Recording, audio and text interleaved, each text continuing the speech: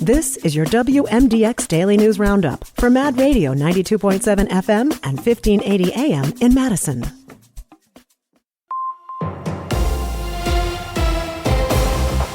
For 92.7 WMDX News, I'm Savannah Tomei Olson. A majority of school districts across Wisconsin are getting less funding from the state this year.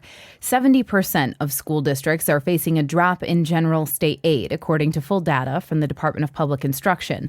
For years, teachers and administrators have advocated for more money and for updates to the state funding formula.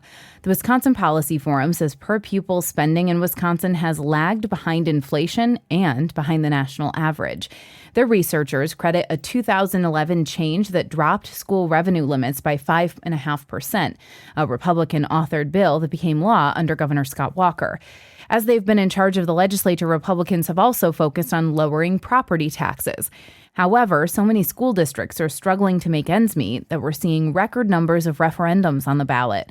Residents are often choosing to raise their own property taxes just to fund their schools. State Senator Jody Habush-Sinekin, a Democrat from the 8th Senate District. Due to the legislature's failure to fund our schools, Wisconsin already has one of the highest property tax rates in the country. And if our communities continue to be forced to referendum, those tax rates will continue to rise, making our state even more expensive than it already is. Last year, there were 241 school referendums held across Wisconsin, the most ever. On the local level, Madison schools will have nearly 20% less funding from the state this year than last year.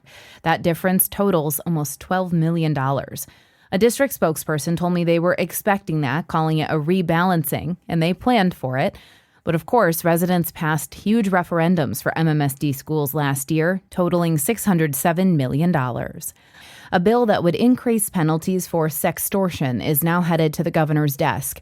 It's all in honor of a Wisconsin teen who died after being targeted. Isabella Nieto reports.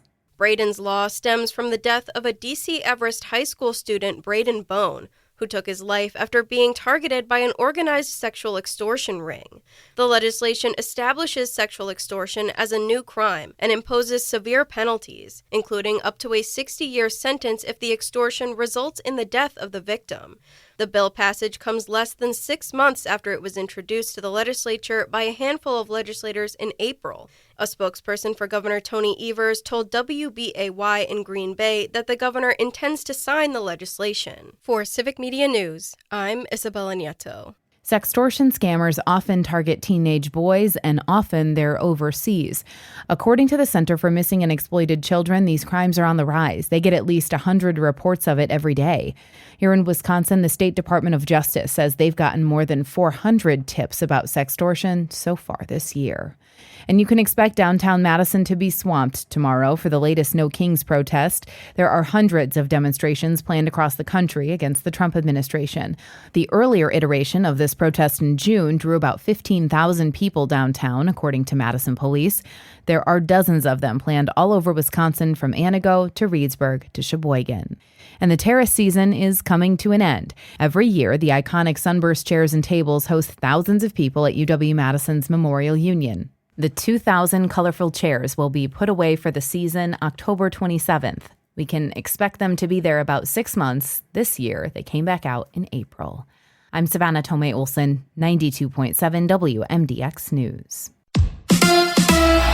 The Brewers fall again. Hi, I'm Mike Clemens with Sports Baseball. The Brewers lost again to the Dodgers, 3-1. They tried to rally in the ninth, but came up empty and struggled to see the ball while at bat due to some shadows at Dodger Stadium, according to the manager, Pat Murphy. And we had man on second, nobody out at the end, and our hottest hitter up, and he couldn't get him over. So those types of things happen. Your offense isn't going to click. We did some good things, but didn't get the big hit. Had a bunch of strikeouts when it was very difficult to see. With a win tonight in Game 4, the Dodgers would be the first team in 16 years to return to the World Series back-to-back. Manager Dave Roberts. I think the thing about our guys is they're battle-tested, and they know that I've never lost faith in them. College football, the Wisconsin Badgers host the Ohio State Buckeyes, the number one ranked team in the nation. Kickoff 2:30 tomorrow afternoon at Camp Randall Stadium. The Buckeyes are 26-point favorites. With sports, I'm Mike Clemens. That's your WMDX Daily News Roundup from Civic Media. Subscribe to this podcast on Spotify, Apple, or wherever you find your podcasts. Find more news at mad.radio.